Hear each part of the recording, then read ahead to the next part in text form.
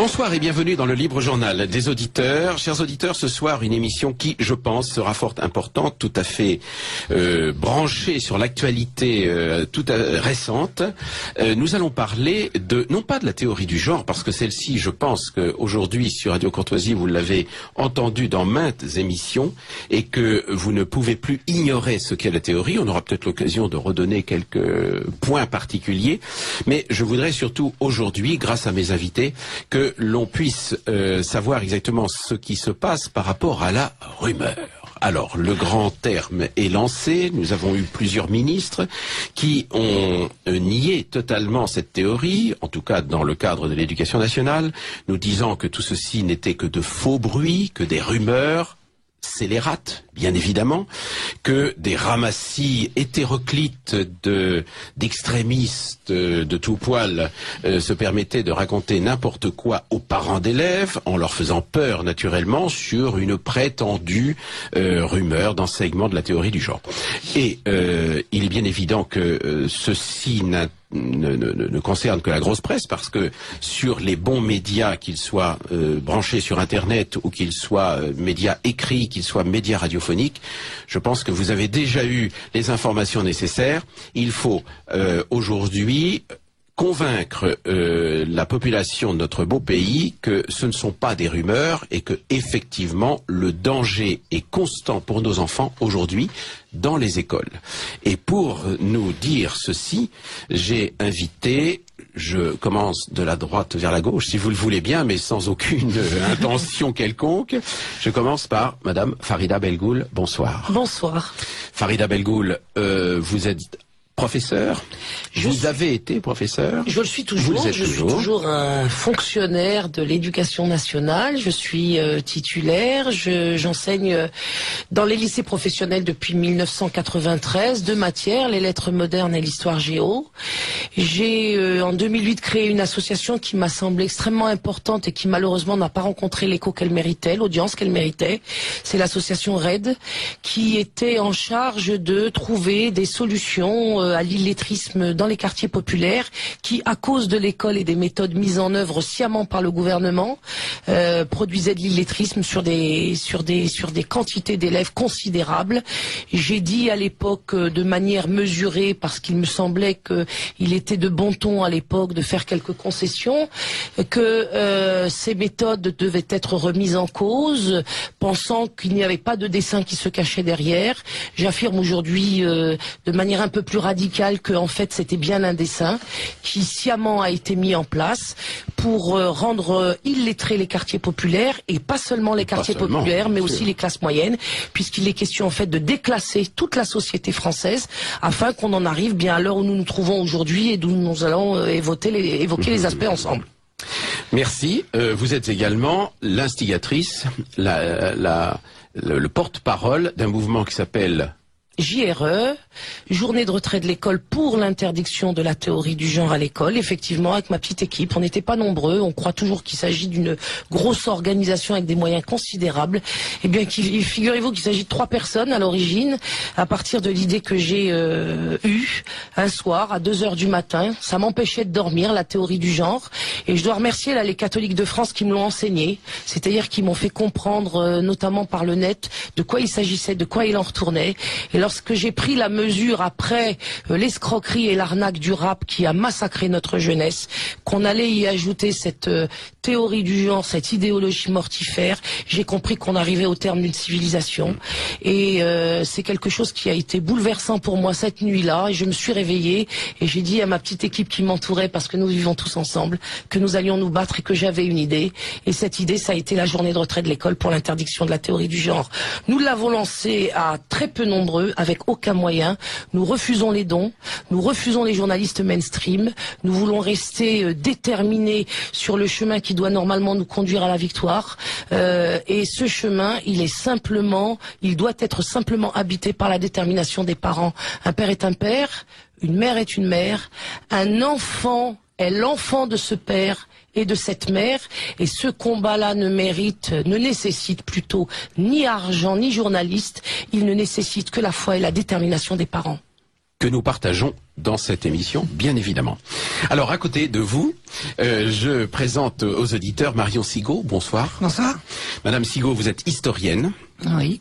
Et vous avez écrit un certain nombre d'ouvrages. Et ce travail d'historienne vous amène à une démarche absolument capitale aujourd'hui. C'est celle de remettre l'histoire, la véritable, j'entends bien, pas l'histoire de la propagande que nous subissons, mais l'histoire au cœur même je dirais de l'âme de nos enfants, des adultes aussi sans doute, mais de l'âme de nos enfants, car nous savons que sans histoire, nos enfants, nous-mêmes, mais nos enfants n'ont pas de présent, mais encore moins d'avenir. Absolument.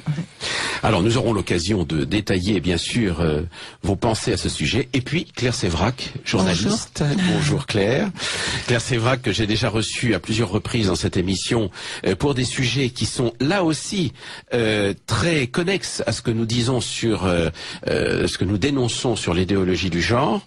Car en fait Claire, vous vous battez en permanence pour faire sortir la vérité sur un certain nombre de sujets, et en particulier, c'était l'objet des émissions que nous avons fait ensemble, sur les mafias des laboratoires pharmaceutiques.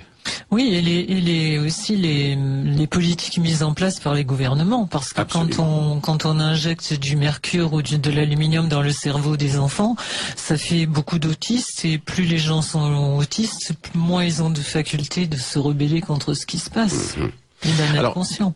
Alors, ce qui est considérable dans tout cela, et ça c'est peut-être, comme le disait tout à l'heure Farida Belgoul, peut-être le mérite en revient-il à une certaine partie des catholiques de France qui, à la suite des lois Taubira, ont pris conscience en fait de cette accélération du pourrissement, de la déconstruction, comme on a dit, de cette société.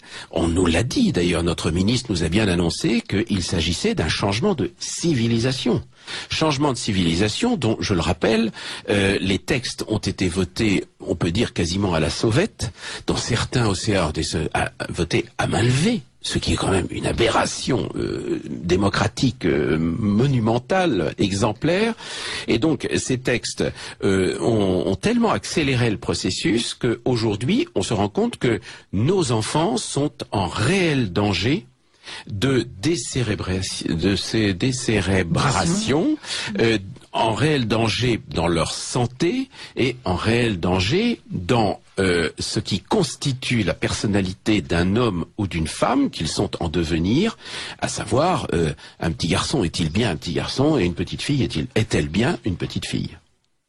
Alors, à ce sujet... Je crois aussi qu'on a tous conscience que c'est vraiment un moment crucial, parce qu'on se rend compte vraiment que c'est un plan, c'est une machination. C'est ça qui est grave. Si c'était un truc au hasard, mais on se rend bien compte que c'est une politique qui est décidée mondialement. C'est ça. Et qu'ils essayent de mettre en place pays par pays, mais chacun est occupé avec ses petites histoires dans son pays et se rend pas compte que c'est un plan mondial. Oui. Alors ça c'est très important, mais là aussi cette accélération de l'information fait que, par exemple, très récemment encore, l'ONU s'est permis de faire des remontrances à l'Église catholique qui sont véritablement des attaques déontologiques considérables, ontologiques même considérables, à savoir que, en un mot, l'ONU recommande à l'Église de renoncer à son dogme, de renoncer à ce que l'Église annonce depuis toujours, c'est-à-dire tout simplement le respect de la vie. Bien. Et il y a des considérations dans le dernier rapport. L'ONU donc demande à l'Église de modifier sa doctrine. Et sur quoi? Ah mais alors, sur quoi? Je vais vous laisser l'article. Madame, rassurez-vous, vous aurez toute la... voilà, par exemple, le comité recommande, ça c'est le comité de l'ONU, qui dit, le comité recommande au Saint-Siège d'entreprendre une révision complète de son cadre normatif, en particulier le droit canonique, en vue d'assumer sa pleine adéquation à la Convention de l'ONU. Il s'agit clairement de faire primer la loi civile sur la loi morale et religieuse. Ils sont bons. Je continue un petit peu plus loin. l'Église concède le rapport, le rapport de l'ONU fait beaucoup pour les enfants.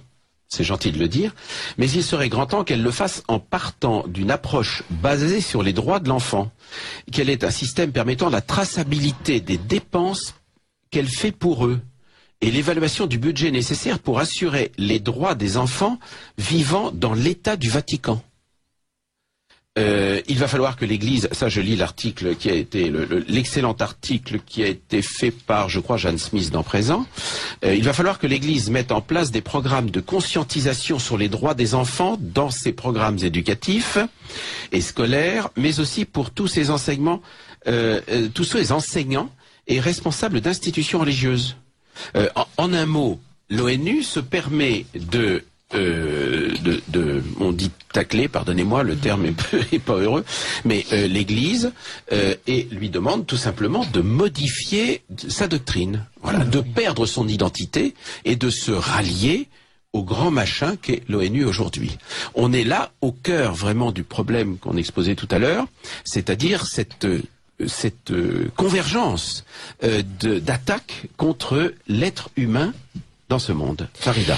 Alors moi, ce que je trouve très intéressant, c'est le mot de convergence que vous venez d'employer, parce que justement, je suis en train, dans le cadre de ces journées de retrait, de mettre en place une mobilisation populaire et familiale, et que l'un des principes, l'une des conditions de la réussite de ce mouvement populaire et familial pour en obtenir cette interdiction de la théorie du genre dans les écoles, c'est justement d'effectuer une convergence. Alors ça va pas être la même que celle que veut opérer nos adversaires. Mais j'ai bien compris que c'est en effet par la convergence que nous allons obtenir la victoire, sans laquelle nous allons perdre. Donc je dis que nous devons aujourd'hui, et je veux répondre à un certain nombre de questions qui me sont posées quotidiennement de manière plus ou moins agressive. Comment se fait-il que je me permette aujourd'hui d'aller vers des gens ou dans des espaces où on considère que je n'ai pas à y mettre les pieds? Alors moi je citerai l'émir Abdelkader, que tous les Français connaissent, aussi bien d'un bord que d'un autre, et qui disait dans sa lettre ouverte aux Français que l'homme intelligent avait pour nécessité de considérer quand même la parole prononcée et non celui qui l'avait dite. Et nous en sommes aujourd'hui arrivés à ce que cette convergence, je dirais, s'effectue sur cette parole de l'émir Abdelkader. Je vais en effet, effectivement, effectuer des convergences avec tous ceux qui sont conscients, mais je dirais radicalement conscients, ceux qui ne veulent faire aucune espèce de concession à cette idéologie, à ces agents, et qui viendront avec moi, autour de moi, puisque je représente aujourd'hui effectivement ce mouvement familial et populaire, pour que, quelle que soit la religion, quel que soit le courant de la religion en question, quelle que soit l'idéologie, la philosophie, la classe sociale, la race et que sais-je, quelle que soit la chapelle à laquelle nous appartenons aujourd'hui, que tous ensemble, unis en tant qu'êtres humains, nous décidions de sauver les êtres humains. Et je dis une chose de manière extrêmement solennelle ici à l'antenne de Radio Courtoisie, je redirai la parole de Jésus. Qui est contre moi sera contre moi. Qui est avec moi, qui n'est pas avec moi, sera contre moi. Qui n'est pas avec les enfants sera contre les enfants. Malheur à celui par lequel le scandale arrive. Donc je voudrais insister là-dessus.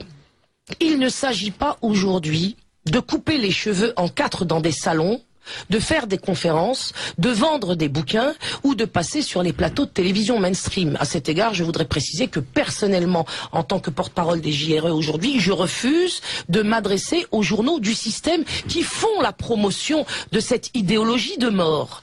Je ne m'adresse qu'à Radio Courtoisie, notamment, et à tous ceux qui, libres et indépendants, ont décidé de se battre pour sauver l'enfance, ont décidé de se battre pour sauver la pudeur et l'intégrité de nos enfants, quelle que soit leur religion, leur âge, parce que vous savez que on commence l'application de cette idéologie sournoise dans le dos des parents dès le plus jeune âge. Absolument, dans on va la en parler lettre tout de à l'heure, Payon, bien sûr. adressée au recteur en janvier 2013, il dit clairement que l'objectif est de s'appuyer sur la jeunesse pour changer les mentalités. C'est extrêmement grave. Après nous avons une fois de plus, excusez-moi, nous avons une fois de plus, dans le bilan des socialistes, une stratégie qui est très claire, c'est de s'adresser aux plus jeunes, aux moins formés, aux plus immatures, aux moins expérimentés, aux moins savants, pour s'appuyer sur eux, pour effectuer le changement. Le changement, c'est maintenant, oui. Le changement de sexe, c'est maintenant. Et ce changement de sexe va nous amener effectivement jusqu'au changement de civilisation. Nous sommes dans une heure extrêmement grave. Je n'admettrai de personne une quelconque polémique idéologique, religieuse ou philosophique, avec moi pour sauver les enfants, contre moi pour condamner les enfants et la civilisation. Alors, ce sont des propos qui sont effectivement très clairs et je les approuve évidemment, mais indépendamment de ça, ça n'a pas grande importance que moi je les approuve, mais indépendamment de ça, il faut bien remettre en perspective les attaques dont vous êtes, dont d'ailleurs aujourd'hui les parents dans leur ensemble. Alors, il y a deux niveaux. Sont victimes. Il y a deux niveaux. Il y a les attaques dont je suis l'objet, et on a vu à quel point le lynchage médiatique dont j'ai été victime a été jusqu'au plus haut sommet de l'État, avec évidemment tous les médias à la solde de ce pouvoir pour faire un travail d'une extrême violence à mon égard. Je veux dire aux auditeurs de Radio Courtoisie, comme à ceux qui m'accablent aujourd'hui, que ça ne m'a pas affecté du tout. Qu'on sache bien que ce lynchage et ces dénigrements ne m'atteignent en rien. Là où j'appelle les auditeurs de Radio Courtoisie à être extrêmement attentifs sur cette question du lynchage, c'est qu'il a aussi pour objectif de décourager les parents. Voilà. D'accabler les parents, de faire peur aux parents, et qu'il a connu ce lynchage médiatique, un prolongement dans les quartiers populaires, parce que c'est dans les quartiers populaires, surtout au cours de la première JRE, que le mouvement a été lancé, rejoint ensuite par les classes moyennes, notamment dans la deuxième journée. Je veux dire que ce lynchage a eu comme prolongement des représailles d'une férocité insoupçonnable dans une société dite démocratique. C'est qu'on nous a mis en face de nos enfants en classe des instituteurs, on les appelle plus comme ça, mais nous garderons le vocable qui nous convient, des instituteurs et des institutrices, des chefs d'établissement, des inspecteurs d'académie qui ont mené une véritable politique de la terreur.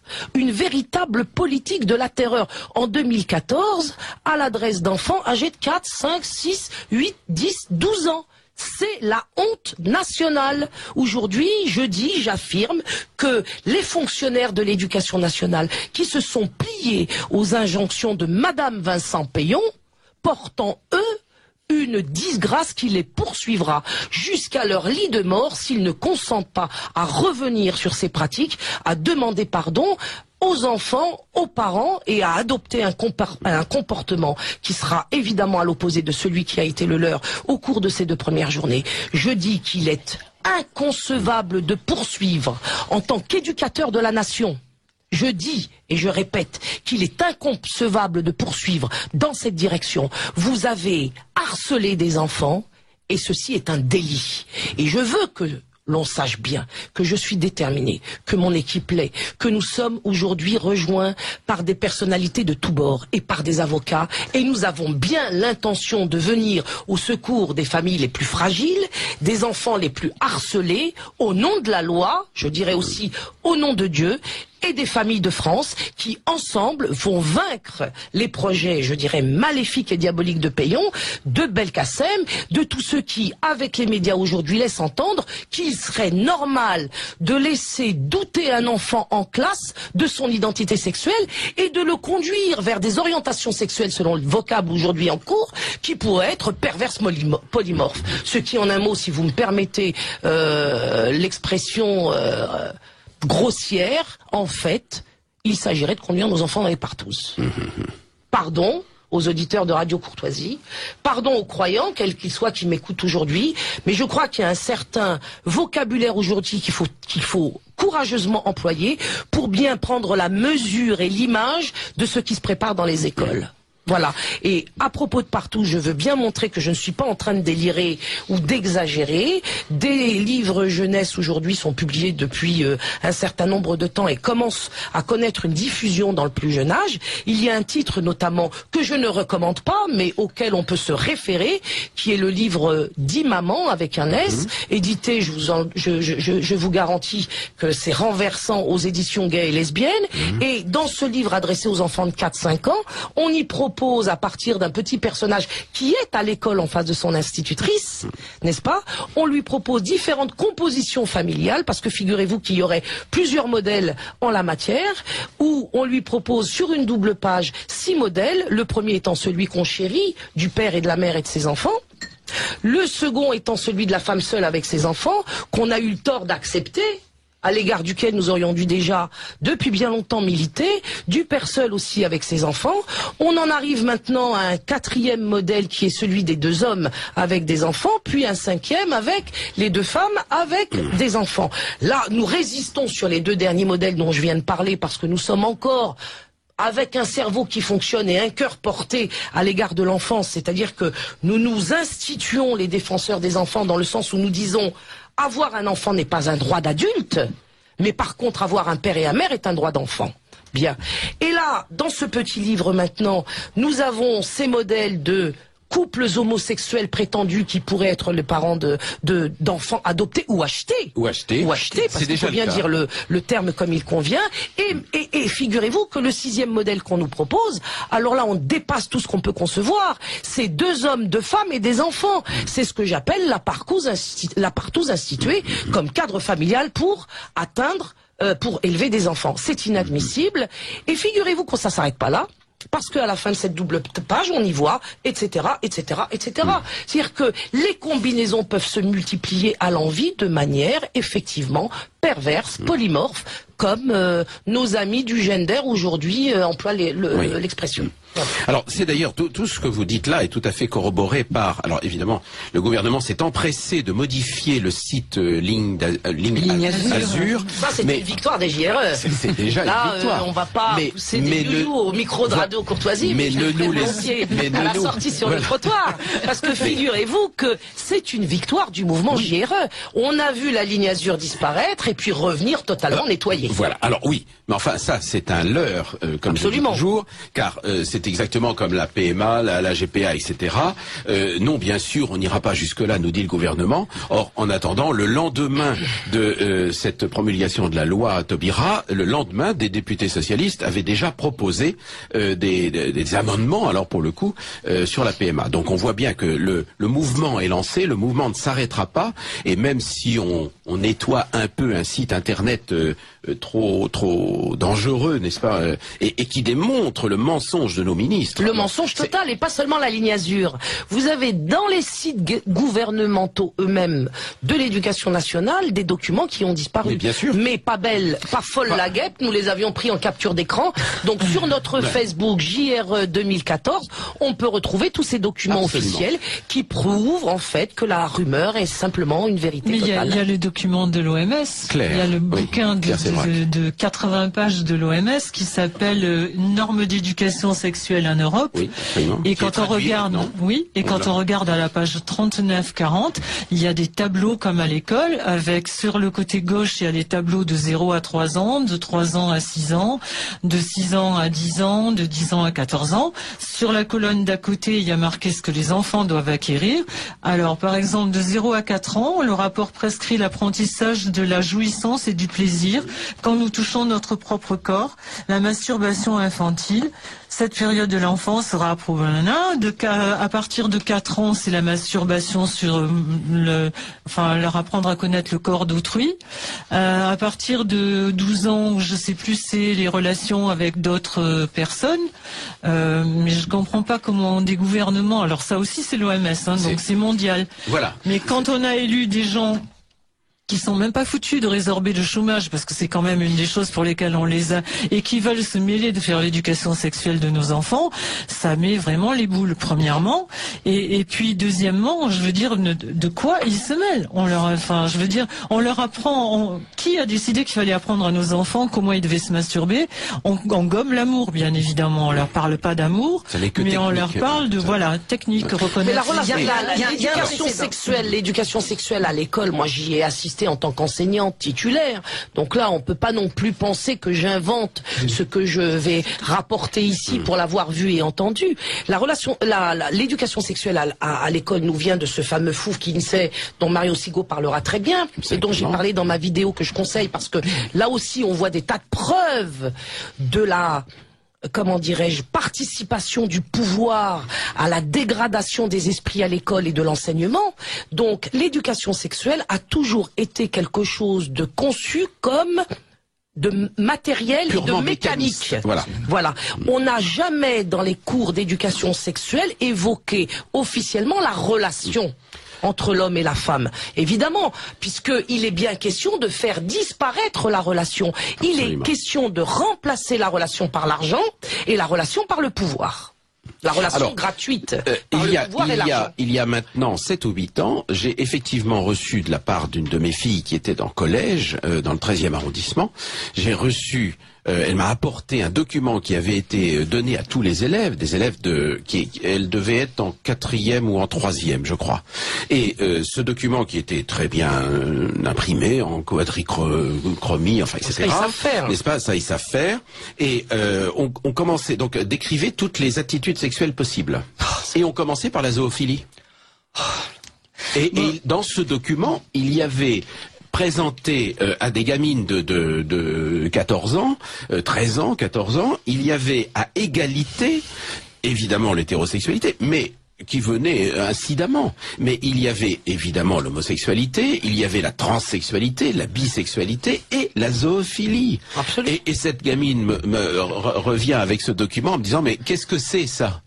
Évidemment, comment voulez-vous? Bien. Et ça, c'est l'éducation nationale qui sortait ce document.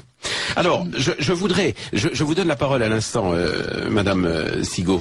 Je voudrais simplement, effectivement, pour corroborer les propos de Claire Sévrac tout à l'heure, toujours sur ce fameux site Ligne Azur qui a été nettoyé, mais en attendant, ça reste, les différentes possibilités sur un tableau que les élèves, à l'âge de 11 ans, tableau que les élèves devaient remplir pendant les cours. Oui, alors vous avez sur une ligne, je suis né, alors entre parenthèses, sexe biologique. Alors vous pouvez être mâle, femelle ou intersexe. Deuxième colonne, j'ai été déclaré, entre parenthèses, état civil, sexe masculin ou sexe féminin. Bon, il en manque un à mon avis, mais enfin... bon. Colonne suivante, je me sens. Donc, entre parenthèses, identité de genre, qui n'existe pas, je vous le rappelle, d'après ce que nous dit le ministre. Alors on peut être homme, femme ou trans. Je n'invente rien, j'ai le tableau sous les yeux. Colonne suivante, je suis perçu, entre parenthèses, sexe social, à des enfants de 11 ans, je rappelle. Masculin, féminin, androgyne, autre. Colonne suivante, j'ai des relations sexuelles avec, entre parenthèses, partenaires sexuels, au pluriel, homme au pluriel, femme, possible pluriel, les deux, aucune. Colonne suivante, je fais, entre parenthèses, pratique sexuelle. Masturbation, pénétration buccale, pénétration anale, pénétration vaginale, autre, aucune. Colonne suivante, je me définis, alors, la définition, homme, femme, homo, bi, hétéro, trans, par des injures. Je ne me définis pas, autre. Et encore une colonne supplémentaire pour, là c'est je me définis, et l'autre c'est on me définit, donc c'est autrui. Voilà. Ça c'est le tableau qui était proposé à des enfants de 11 ans. Bien. Et je vous laisse la parole, Madame Sigaud, dans ce libre journal des auditeurs de l'Unière de l'Espérance, la radio du dimanche de Radio Courtoisie. Madame Marion Sigaud, historienne. Non, c'est pas comme historienne là que je réagis, c'est vraiment comme citoyenne et comme femme. Hein. Et puis alors, j'ai jamais douté que je l'étais et je ne pense pas que qui que ce soit réussisse à introduire dans mon esprit un doute à ce sujet. Je suis une femme, je suis née comme ça et je pense que je sais que je mourrai comme ça. Je suis absolument frappée que ce débat et cette question arrivent au moment où je me suis replongée dans une vidéo absolument extraordinaire, qui montre le combat d'une américaine qui s'appelle Judith Reisman et qui a mis à jour les horreurs du rapport Kinsey. Kinsey est un Américain qui, dans les années 1950, a sorti un rapport sur la sexualité réelle, les pratiques réelles sexuelles des hommes, des femmes et des enfants. Ajoutons-le bien, dans les années 50, ce rapport a bouleversé toute la société américaine et par voie de conséquence toute la société occidentale, puisqu'on montrait qu'un homme sur 10 avait régulièrement des rapports homosexuels, un homme sur 3 en avait occasionnellement, que ils trompaient tous leurs femmes, que les femmes avaient. Enfin, c'était un rapport qui montrait un tableau de la vie amoureuse, la vie sexuelle des Américains, totalement à l'inverse de ce que les gens croyaient. Et à partir de ce rapport, ont été changées les mentalités, c'est-à-dire c'est un rapport qui a influé sur les mentalités, c'est un rapport qui a influé sur les lois, c'est un rapport qui a influé sur le code pénal, et s'en est suivi la pornographie. Alors, il y a eu énormément de choses qui ont été dites dans ce rapport et qui ont touché également l'homosexualité, puisque un homme sur 10 était homosexuel, il fallait banaliser la chose. Et surtout, Kinsey a fait un rapport, et c'est là que nous allons retrouver tout ce qui vient d'être dit, et qui explique également l'intervention de l'Organisation mondiale de la santé. Kinsey a dit que les enfants étaient sexualisés dès leur naissance, c'est-à-dire qu'ils avaient des capacités à l'orgasme dès la naissance. Et ça, ce rapport, cette partie du rapport Kinsey a été absolument essentielle. Elle a été reprise absolument partout. Kinsey a déclenché une vague, alors d'une part de la libération des homosexuels, puisque la Gay Pride et le mouvement de libération des homosexuels datent de cette époque-là.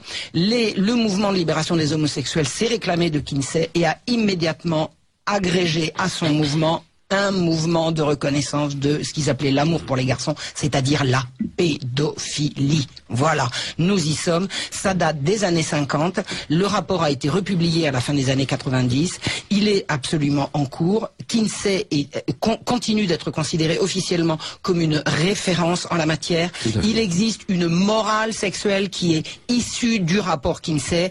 Kinsey était un pédocriminel. Kinsey était un pédophile. Kinsey a fait passer pour des orgasmes les hurlements de douleur d'enfants violés. Maintenant, on le sait, Madame Judith Reisman, une américaine, a consacré de nombreuses années de sa vie à dénoncer le scandale. Le scandale, on a les moyens maintenant de savoir qu'il existe, de le faire éclater en France. Toute cette idéologie, à la fois du genre, alors l'Institut Kinsey s'appelle l'Institut pour l'étude du sexe et du genre et de la reproduction. C'est-à-dire que nous sommes au cœur de la source idéologique de toute cette horreur. Et il est bon de savoir que l'Institut Kinsey est né d'un financement de la fondation Rockefeller. C'est-à-dire, pour ceux qui croient qu'on voit des complots partout, il est bon de savoir que Rockefeller a financé ces rapports mensongers, fallacieux. Tous les hommes qui ont été, 50% des hommes qui ont été interrogés par Kinsey et qui se sont déclarés être homosexuels, il les a trouvés dans des bars homosexuels. 50% des femmes qu'il a considérées comme voulant du sexe à qui mieux étaient des prostituées. Tout le rapport Kinsey est mensonger. Toute la morale sexuelle qui a cours à l'heure actuelle en France, en Europe, en Amérique et au monde, qu'on essaye d'imposer au monde, est issue d'un rapport mensonger, fallacieux, financé par une fondation dont une commission d'enquête américaine du Congrès américain, une commission d'enquête a réussi à déterminer que leur but était d'extirper les valeurs chrétiennes de l'Occident. Nous y voilà. Bien évidemment, ça on se doute. Alors, je vais me permettre de vous donner quelques messages d'auditeurs que l'on reçoit très nombreux. Tout d'abord, un auditeur, effectivement, nous recommande l'ouvrage Kinsey le corrupteur. Voilà. Qui est peut-être, il y a un doute sur l'auteur, ce serait peut-être Daniel Amiche, mais je ne sais pas si Daniel a écrit ce livre. Enfin, toujours est-il, il aurait pu le faire, sans aucun doute.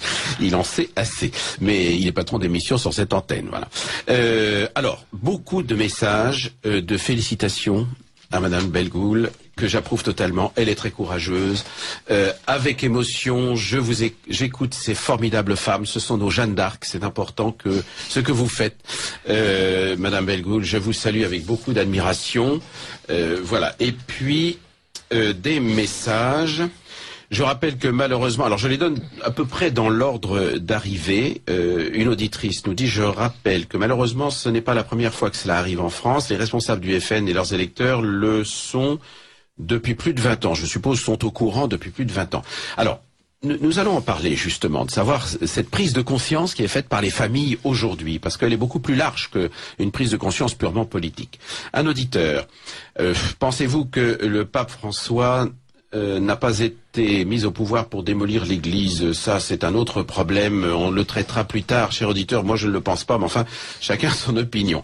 Madame Farida, qu'en est-il de l'esprit des musulmans en France qui se tournent vers cette réalité, enfin, etc. Ça, on l'évoquera tout à l'heure. C'est important. Voilà. la protection de l'enfance, toutes ces dispositions prises pour cette protection est en contradiction puisque des mineurs sont maltraités qui disparaissent sous différentes formes. Ces dispositions sont inefficaces et aboutissent à l'effet inverse de ce que l'on recherchait. Bon, le message est un peu... Je crois deviner ce que veut dire l'auditeur.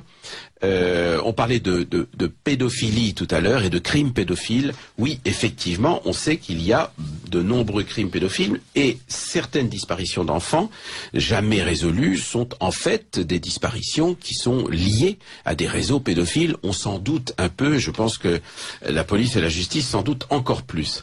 Les élèves, si l'on veut que les élèves connaissent l'orthographe, on revient, il faut leur faire faire plusieurs dictées par semaine, l'enseignement de l'histoire doit être chronologique, ce sont des conceptions réactionnaires aux yeux des ministres. Alors, on va peut-être repartir de ce plan, si vous le voulez bien, car il met en lumière, indépendamment des techniques pour apprendre à bien lire et à bien écrire à nos enfants, il met en lumière, effectivement, des méthodes pédagogiques qui consistaient déjà, et il y a fort longtemps, à déstructurer la pensée de nos enfants, à ôter de leur capacité intellectuelle toute analyse, de façon à ce qu'ils puissent, entre guillemets, gober tout ce qu'on leur raconte et ne réagir qu'à coups de slogans. Alors certes, ici même, nous avons combien de fois et en combien d'émissions dénoncé ce qu'on a appelé la méthode globale. Qui n'existait pas, elle aussi. Qui n'existait pas, c'est une rumeur. Pendant des années, voilà, moi je me souviens à l'époque où j'ai voulu... où j'ai espéré au retour de la méthode syllabique grâce au ministre de l'enseignement de Robien, qui s'est fait évidemment jeter comme on le sait. Moi j'ai espéré le retour de la méthode syllabique et lorsque ça n'a pas été possible, je suis partie encore une fois de plus en croisade, si on peut employer ce terme-là, et on m'a dit mais Madame Bellegoul, la méthode globale n'existe pas. Pourquoi vous mobilisez-vous sur quelque chose qui n'a pas d'existence? Et on retrouve exactement les mêmes méthodes. Les mêmes méthodes. Vous avez la méthode globale qui n'existe pas davantage la théorie du genre à l'école.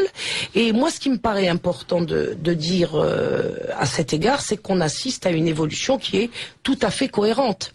Et là, je dois dire que les parents portent leur responsabilité aussi. Ouais. C'est-à-dire que nous ne pouvons pas tout le temps nous sentir très justement d'ailleurs attaqués par l'extérieur. Il faut que nous sachions que tout ce qui nous tombe sur la tête aujourd'hui, et en particulier ce qui tombe sur la tête de nos enfants, nous l'avons semé nous-mêmes. C'est-à-dire que nous avons nous-mêmes accepté que des compositions familiales apparaissent dans la société qui n'étaient pas de la famille, et il aurait fallu le dire au moment où en effet il était temps de sauver le couple homme et femme, laisser arriver dans la société de manière régulière, je dirais, ces familles monoparentales a été l'une des premières erreurs que nous avons connues. Je pense aussi que dans ce cadre, les divorces qui ont été nombreux et qu'on trouve tout à fait légitimes aujourd'hui pour des raisons parfois désuètes, nous amènent effectivement à ce que nos enfants soient livrés aux institutions et en particulier à l'institution scolaire. Nous en sommes aujourd'hui à considérer que pourquoi pas en effet 2 hommes pourraient constituer une famille et 2 femmes également. Donc ce qui nous arrive de l'extérieur a été quand même aussi alimenté de l'intérieur. Nous n'avons jamais été capables de prendre fait et cause pour une dégénérescence de notre civilisation à l'égard desquelles nous devions nous lever, je dirais déjà spirituellement. C'est que nous avons péché et nous en payons le prix. Et il me paraît extrêmement important aujourd'hui de saisir l'occasion qui nous est donnée de nous repentir. Et c'est peut-être une grâce que nous découvrions à temps que la théorie du genre est en effet présente dans les écoles à notre insu, parce que c'est le moment de reprendre le flambeau des prérogatives qui sont les nôtres, de notre spiritualité haut et clair. J'appelle, comme je le fais tout le temps, les croyants, en particulier les catholiques, à être fiers d'être catholiques. J'appelle les musulmans aussi à ne plus raser les murs, à ne plus se laisser entraîner par les sirènes vendues au pouvoir que sont certains imams, parce qu'il faut savoir que la situation des musulmans en France, elle est extrêmement complexe. Nous sommes, je dirais, un peu plus contrôlés que ne le sont les catholiques, encore que nous avons sur la tête ce que vous avez eu avant nous. Je dis souvent aux musulmans, connaissez l'histoire du catholicisme, de la France catholique et de la France chrétienne, car sans cette connaissance, vous ne saurez pas par quel bout vous allez être mangé et comment et à quelle sauce vous serez assaisonné. Les catholiques sont nos aînés dans le domaine, et il est extrêmement important aujourd'hui que catholiques et musulmans en particulier s'entretiennent réellement en termes historiques, spirituels, dans le sens où nous avons en partage des principes fondamentaux avec lesquels aujourd'hui nous pouvons être ensemble convergés pour sauver les enfants. Alors, merci de ces propos, Farida Belgoul. Je me souviens d'avoir fait, je l'ai déjà dit sur cette antenne, mais je me suis rendu, non pas avec elle, mais en même temps que Frigide Barjot, au moment de la fameuse manif pour tous. Je me suis rendu à cette réunion de l'OIFM où elle a appelé les musulmans à manifester avec les catholiques pour faire masse contre ce mariage dit pour tous. Et à la sortie, effectivement, j'ai discuté avec un certain nombre de personnes, et en particulier quelqu'un qui se présentait comme un imam et qui haranguait un petit peu la foule à l'extérieur. Et je lui ai posé la question, je lui ai dit, mais effectivement, pourquoi ne venez-vous pas en nombre manifester? Puisque Frigide Barjot venait de dire que c'était la population musulmane qui ferait changer d'avis le gouvernement. Bon, ce qui n'a pas été le cas, loin s'en faut. Et cette personne, se présentant comme un imam, m'a répondu, pourquoi voulez-vous que nous fâchions ce gouvernement qui nous donne tout avant qu'on lui demande, alors que dans quelques années, la charia sera appliquée et toutes ces lois tomberont d'elles-mêmes. Alors là, on a affaire exactement à quelque chose qui relève du délire, c'est même pas de la stratégie. Nous avons affaire, vous savez, à des musulmans qui sont même pas capables de coloniser leur immeuble. Je vois pas comment ils vont aller coloniser la France. Or là, on a affaire à une propagande, et elle est d'autant plus grave qu'elle est relayée par certains imams. Je dis pas tous. On a vu des imams dans les JRE être très clairs sur le fait que la France était un pays chrétien, qu'ils étaient là parce que l'histoire l'avait voulu et que ça les dépassait eux-mêmes, et que, en partage avec les principes catholiques, nous devions être ensemble. Ça, ce sont des imams qui le payent cher au quotidien et qui doivent, pour leur indépendance, prendre des risques que vous ne soupçonnez pas. Sans doute. Mais vous avez parallèlement, mais je pense, vous avez parallèlement ce type de personnes qui vient dans le sens de l'oligarchie, pour l'appeler comme cela, effectivement, mettre de l'huile sur le feu pour que catholiques et musulmans ne se rencontrent pas. Il est complètement aberrant, illégitime et irréaliste, et je dirais même d'un point de vue islamique, ce n'est pas le propos qui peut être celui des musulmans. Dans la mesure où nous devons systématiquement considérer que là où nous sommes, d'ailleurs, quelle que soit la partie du monde dans lequel on se trouve, nous sommes, je dirais, de passage, et que nous devons partout défendre le bien lorsque le mal sévit. Et il n'est pas question de prosélytisme là. Il n'est pas question d'alliance politique opportuniste pour un gain et un bénéfice matériel. Donc ces imams sont des faux imams, comme vous avez des faux catholiques, ou peut-être même de faux prêtres. Moi j'en ai rencontré des faux prêtres qui m'ont donné une image du christianisme qui a été désastreuse quand j'étais jeune. Donc les faux imams, les faux prêtres ensemble aux côtés de Madame Payon, mais qu'on nous laisse nous rencontrer entre vrais catholiques et vrais musulmans, vrais imams et vrais prêtres, pour sauver l'enfance, parce que je le répéterai sans arrêt. Aujourd'hui, la priorité, elle est claire et nette. Tous ceux qui viendront, comme je l'ai dit tout à l'heure, nous faire croire qu'il y a une autre urgence, sont des manipulateurs. Exactement. Et ont bien l'intention de nous diviser pour que, au bout du compte, ils se repaissent de la chair de nos enfants. Alors, Madame Sigou, je crois que vous aviez un commentaire à faire tout à l'heure. Vous manifestiez. Non, je crois que c'était à propos du rapport Kinsey et de cette histoire de masturbation des enfants. Kinsey recommandait explicitement qu'on apprenne aux enfants à se masturber. Donc, ce qu'on retrouve dans le rapport de l'OMS et ce qui est en cours, ce que nos gouvernants prétendent comme étant une aberration, une invention, a été mis en place par Kinsey lui-même, et Kinsey qui est reconnu comme une association. Je crois qu'il doit y avoir au mois de juin, l'Institut Kinsey doit recevoir des subsides à Genève de je ne sais quel. Ah mais bien sûr, parce que à la fois des institutions et des gouvernements soutiennent la fondation Rockefeller que vous citiez tout à l'heure, a été instigatrice aussi de toutes ces campagnes de l'OMS déjà. De l'OMS concernant la pilule, etc. Mais dans certains pays, pas en Europe, mais dans certains pays, toutes ces campagnes de stérilisation auprès de femmes, de populations qui n'étaient même pas au courant de ce qu'on leur faisait faire, de ce qu'on leur donnait. C'est-à-dire des méthodes vraiment ignobles vis-à-vis de l'être humain. Il ne s'agit pas là de religion. Dans le rapport de l'OMS, je vois entre 9 et 15 ans, l'OMS suggère que le gouvernement avertisse nos enfants quant à l'obstacle que représenterait la religion chrétienne pour la jouissance et le plaisir sexuel. C'est vrai, c'est ça. Et juste après, l'État est la source formelle et scientifique de l'éducation des enfants. Les parents ne sont que des sources informelles. Complètement, mais c'est arracher nos enfants au fameux déterminisme. Comme disait Farida, tout converge quand même. C'est ce qu'on trouve dans le plan d'éducation de Michel Lepelletier de Saint-Fargeau, oui, que Robespierre a trouvé tellement génial qu'il en a été parjure, parce que Robespierre n'avait pas que des vices, il avait certaines qualités, notamment c'était un monsieur de parole, et ben ce jour-là il n'a pas tenu parole. Il avait demandé au frère de Michel Lepelletier de Saint-Fargeau de lui prêter son fameux plan d'éducation, et il lui avait promis juré qu'il lui rendrait, que c'est lui, Félix Lepelletier, qui le présenterait. Et Robespierre a trouvé ce plan tellement génial qu'il n'a pas tenu parole et c'est lui-même qui l'a présenté. Donc jetez un œil à ce que c'est que le plan d'éducation de Michel Lepelletier de Saint-Fargeau, le plan qu'il avait pour les enfants de 5 à 12 ans. On parlait pas de sexe, mais on parlait très exactement de mettre une barrière infranchissable entre l'enfant et le monde vieilli dont on voulait se débarrasser. Et donc les générations précédentes. Et donc la famille. Et l'idée, alors à l'époque, et je vous dis, il s'agissait pas de sexe à l'époque, mais ça n'était qu'un coup pour rien.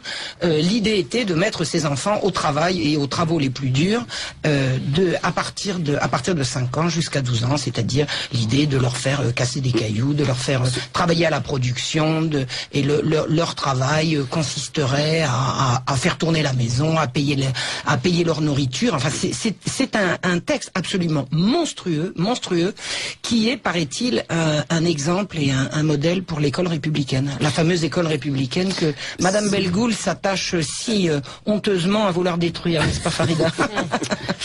Non, parce que c'est quand même bien que les petits-enfants sachent qu'en jouant avec un camion, les filles avec un camion et les garçons avec une poupée, on est en train de nous expliquer que c'est ça qui va donner l'égalité des salaires plus tard dans les entreprises.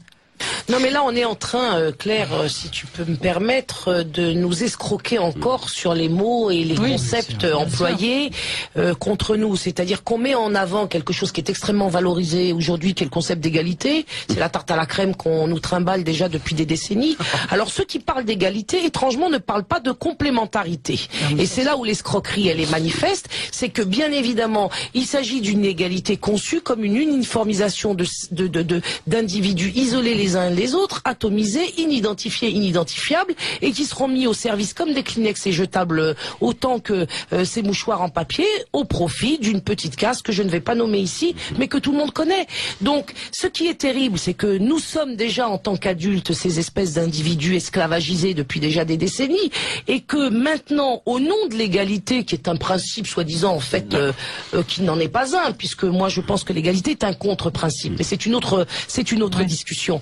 Je veux dire qu'on veut toujours enjoliver les plans les plus noirs, et qu'en utilisant le concept d'égalité, on est en train en fait de détruire la complémentarité qui existe entre l'homme et la femme, mais aussi celle qui existe entre les générations, entre les cultures, entre les religions. On est vraiment dans le sabordage complet, total et irréversible, si jamais il l'emportait, de l'humanité tout entière.